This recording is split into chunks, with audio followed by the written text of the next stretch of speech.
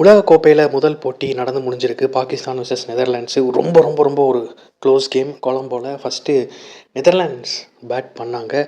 டீசென்ட்டான ஒரு ஸ்டார்ட் இருந்தது. But second ஹாஃப்ல கொஞ்சம் அப்படியே ஸ்லோ டவுன் ஆச்சு. பட் டெத் ஓவர்னு வரும்போது ரொம்ப பெருசா ஆசைப்பட்டு இருக்கிற ஸ்கோரையும் விட்டாங்க. பாகிஸ்தானோட ஸ்பின்னர்ஸுடைய வேரியேஷன்ஸுக்கு வந்து நெதர்லாண்ட் பேட்டர்ஸ் வந்து கஷ்டப்பட்டாங்க. அவங்களால கரெக்டாக அடிக்க முடியல. ஒரு ஸ்ட்ரெயிட் ஃபார்வர்ட் டெலிவரி ஆர் ஸ்ட்ரெயிட்டாவே லெக் பிரேக்ஸ் போடும்போது கொஞ்சம் ஈஸியாக இருந்ததே தவிர, கூக்லீஸ் எல்லாம் பிக் பண்ணுறதுக்கு கஷ்டப்பட்டாங்க. பட் பாகிஸ்தான் இனிஷியலில் கொஞ்சம் ஈஸியான பால்ஸ் கொடுத்துட்டு இருந்தாங்க. அதுக்கப்புறம் தான் போக போக ஒரு 12 ஓவர் 13 ஓவருக்கு அப்புறம் தான் நிறையா வேரியேஷன்ஸ் போட ஆரம்பித்தாங்க. அதில் டெஃபினட்டாக ஸ்ட்ரகிள் பண்ணாங்க நெதர்லாண்ட்ஸ். ஸோ ஃபைனலி 147க்கு கேமை முடித்தாங்க. 148 அடிக்கணும். பாகிஸ்தான் திரும்ப பேட்டிங் வந்து எக்ஸ்ட்ராடினரி ஸ்டார்ட்டு. சயீம் அய்யூப் சூப்பராக ஆடினார். ஃபாஸ்ட் பவுலர்ஸ் முதல்ல பவர் பிளேயில் போடும்போது நல்லா இடின்னு இடிச்சிட்டு இருந்தாங்க பேட்டர்ஸ் போட்டு. சஹிப்ஜாதா ஃபர்ஹானும் போட்டு சூப்பராக ஆடினார்.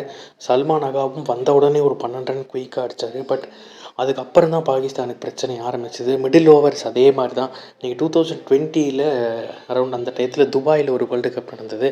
அந்த வேர்ல்டு கப்பும் இதே மாதிரி தான் இருக்கும். ஸோ கொஞ்சம் வந்து அந்த மிடில் ஓவர்ஸ் வரும்போது ரொம்ப கஷ்டப்பட்டுட்டு இருந்தாங்க. ஸ்ரீலங்காவில் கிட்டத்தட்ட டே கேம்ஸ் இப்படி தான் இருக்கும். இனிமேவும் இப்படி தான் இருக்க போகுது. ஸோ பயங்கரமாக கஷ்டப்பட்டாங்க. பட் அந்த ஒரு கேட்ச் பாகிஸ்தானும் கிட்டத்தட்ட அந்த ஒரு ஆட்டிடியூட் இருந்தது.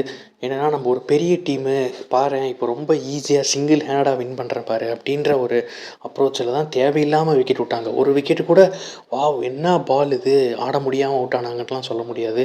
சும்மா நான் யாருன்னு காட்டுறேன்னு சுற்றி தான் அவுட் ஆனாங்க.